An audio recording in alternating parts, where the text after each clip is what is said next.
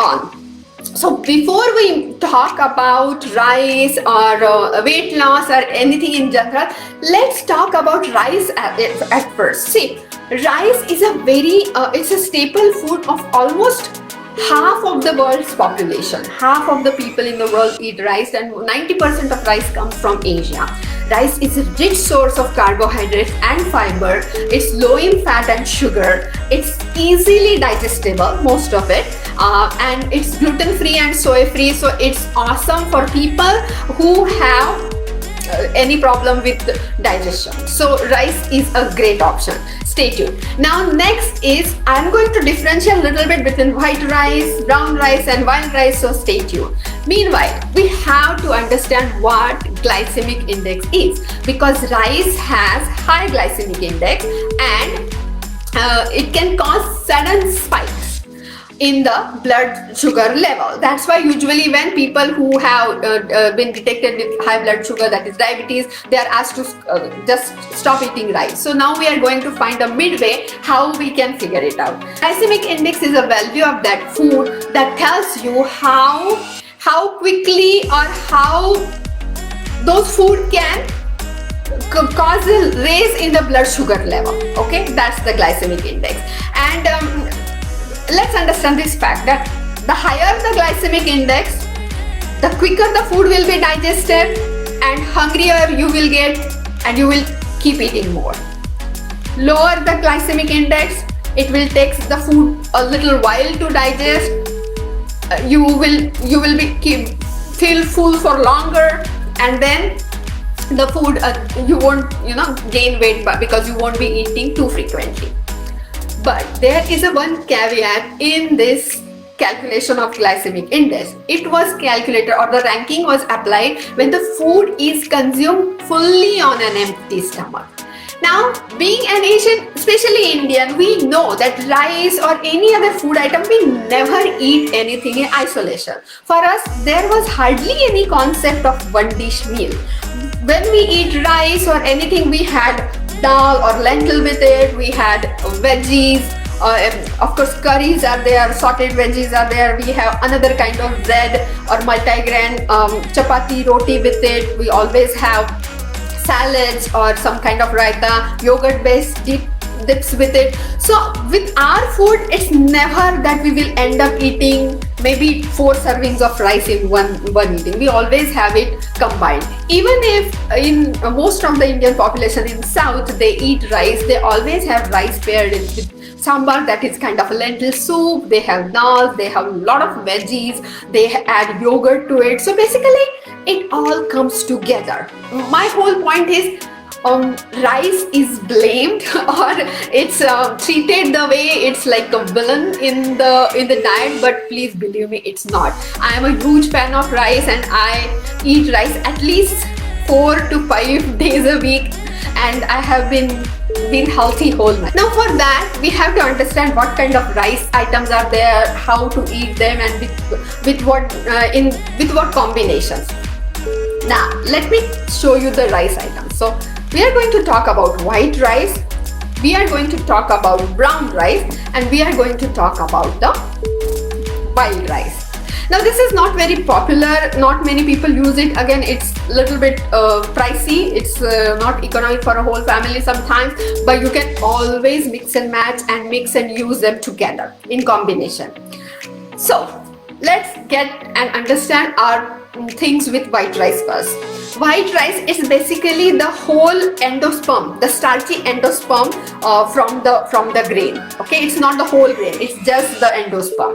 So that is the reason that many times in the processing, it's stripped off of some protein, fibers, B vitamins and minerals. So what happens is it is high in glycemic index, it's low in fiber and protein, it has less nutrients, and it digests very quickly. But now this is the same thing which helps people who have problems with digestion, right? So for us, if somebody is suffering from the problem of gastric problems like digestive issues, or little kids or someone with immune problem who are not able to digest food, that that time we prefer this white rice. We just cook it and we add ghee, or if we are here, you can also add olive oil and little bit pink salt, and that's the perfect for digestion. So this is a great rice for digestion if you are having these issues, right? And nowadays even white rice, they are fortified with minerals and vitamins, of course not all of them, but many of them, so it's still safe to eat and it's healthy. Okay, now let's move on to brown rice. Brown rice, it has bran, endosperm, and it has also the germ. So it is basically the whole grain. This rice is a whole grain rice. It is low in GI, that is glycemic index. It is high in fiber, and of course protein, high in protein. It is nutrient dense. It has a lot of vitamins and minerals, and it takes longer to digest, so you feel full for longer. Now the problem with this rice is it's not easily digestible. Many people have problem with constipation, gas, bloating when they have brown rice, because it's hard for them to digest the whole grain, the whole covering of this rice. Now let's see, I have a program like 21-day body transformation, make me myself. So some of the people whom I asked to have smoothies in the afternoon, that is raw veggies, they were saying that it's not possible for them. It was very hard on their tummy. So what we did is we tweaked these recipes with all the superfoods, and I additionally provide them with the soup recipes. So what happens is they cook the veggies, what I'm trying to tell them, and they add it to the soup. That way they are getting all the benefits, but in a way where their body can digest. So see, in any kind of situation, it's not like one rule fits all. Some people may be very comfortable having brown rice and it will help them. Some might not. So then you can always go ahead and have the white rice. Now let's move to our next rice, and that is wild rice. Now what is special about wild rice? Just because it has these kind of grain, it looks like longer, and it looks like rice. It's not rice, it's not even a grain. It is a seed of an aquatic grass, and with an edible grain you feel like it's a grain. Okay, it takes longer to cook, so that's its problem. But this is very nutrient dense, again high in fiber. It has same amount of fiber and protein as brown rice. It has a lot of antioxidants, and we have so far, those who are with me on Sona Mountains, they know more the color better it is, because it has a lot of antioxidants. So this has a lot of micronutrients. It is high in protein, and it has manganese, phosphorus, all these awesome minerals and vitamins, magnesium, zinc and all. Now it is it has very strong flavor. It is nutty, earthy flavor, and it does carry it with it. So if you are not used to, you may not like it, but of course you can always spice it up and use it. Now the $10 million question. So all these being said, you'll be like, okay, Sonali, tell us which rice should we eat and what is best for our weight loss. For this, I have to categorize certain things. Understand? With the point of view of nutrition, I will always ask you to select brown rice or this wild rice, or of course you can always go ahead and select other grains like quinoa and stuff.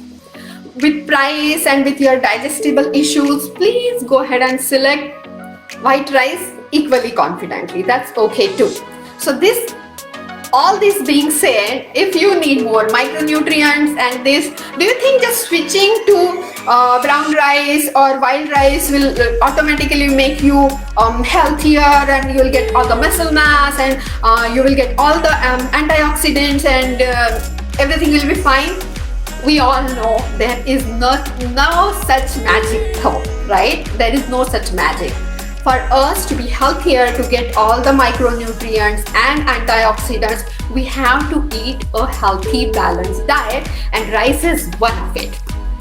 So now the next question, with all this information, our main question still remains, you still have to have a healthy diet, but is it possible for us to lose weight while eating rice? That's the main thing. And for that, I'll categorize this answer in 3 points. The first one is, let me tell you the answer first. Yes, it's possible. Now, let's see the categories. The first is pair the rice with veggies and protein. That's the most important thing which we do, right? But be little more mindful for this. So if you pair your rice with plant-based protein, then lentils, any kind of pulses or sprouts like mung beans, and these kind of, after sprouting them, they become awesome. They have a lot of proteins. They make it easily digestible. So try and use this with them. Now you won't believe, just pairing white rice with 1 cup of green peas, okay, just frozen green peas or the regular ones, you get 9 gram of fiber and 9 gram of protein from the peas. With the acorn squash, these days squash are so easily available. Add any kind of, even butternut squash, you will get almost 9 gram of fiber from the squash if you try to add them in certain way in your rice. Now with kale, broccoli or carrot or spinach, 5 grams of fiber. With cooked lentils, so for us, dal rice is a very common practice. We always have rice paired with the dal, any kind of dal is lentil soup, we all know it, or any kind of sambar, that is spiced dal. And the 1 cup of dal or 1 cup of lentil, has 18 grams of protein. So you're just adding this rice to that 1 cup of lentil will end up having so much of protein in your diet, and of course a lot of fiber too, right? So you won't even feel hungry later. Of course, you're not eating rice by itself, right? Now 1 cup of beans, any kind of bean or even chickpeas, have 15 grams of protein. So if you pair any of this rice, even white rice, with the chickpea curry, you are getting lot of protein and fiber right then and there. My point is, you eating any kind of rice will not make it a difference in, just like that. It will take time, but you pairing up with any kind of lentils, beans, veggies, or these any kind of protein, even if you are a meat eater, then that will help you way more than eating rice by itself. Make sense? Okay. Now the next point is, no matter what kind of food you eat, you can eat quinoa, you can eat wild rice, you can eat any superfood. Portion size is the key. You have to eat everything in moderation and in that amount. For any kind of rice, for white rice especially, I will always specify only half cup of cooked rice at one time for one single person is the portion size. That's how much you have to eat. So what you can try to do is, instead of switching over, which you don't like probably, go ahead and have only half cup of it. That will help you a lot. And if you want, you can always alternatively use it. Some days you cook white rice, some day you cook wild rice, and some day brown rice, or you can mix them. How about that? Put most of the white rice because you're not fond of brown rice, then mix and cook them together. So that way you get benefits, all the nutrients, micronutrients, antioxidants, and also you will have a little bit of the taste and easy digestibility, right? So that will help.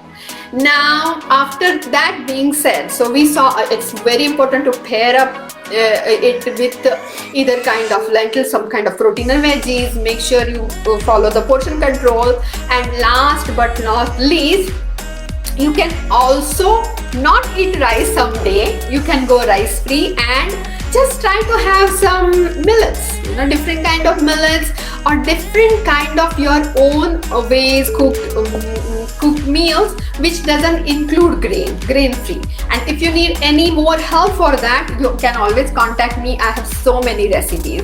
And if you are more interested, actually we also have even you can Google them. There are so many YouTube recipes with this rice fermented with different kinds of lentils, and we make crepes which are called dosa, and you just have to put them on a pan with a ladle like a pancake, and you can make thick ones or very thin ones like crepe, and those are awesome options. They go very well with any kind of dips, chutneys, or also veggies, curries, and you have a whole meal right then and there.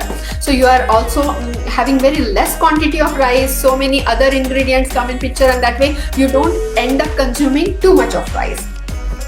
So this is all about rice. We talked about miracle rice, shirataki, and is it okay? Of course you can eat it. It can be one of the addition in your meal. That can also be done, or you can toggle in between the rice you have at home, like white rice, brown rice, and wild rice. You can do that, because I do the same thing, but I do love my white rice. Believe me, I have rice at least 3 to 4 times a week, and if I don't eat it, I miss it. So rice is not a bad food if you combine it properly.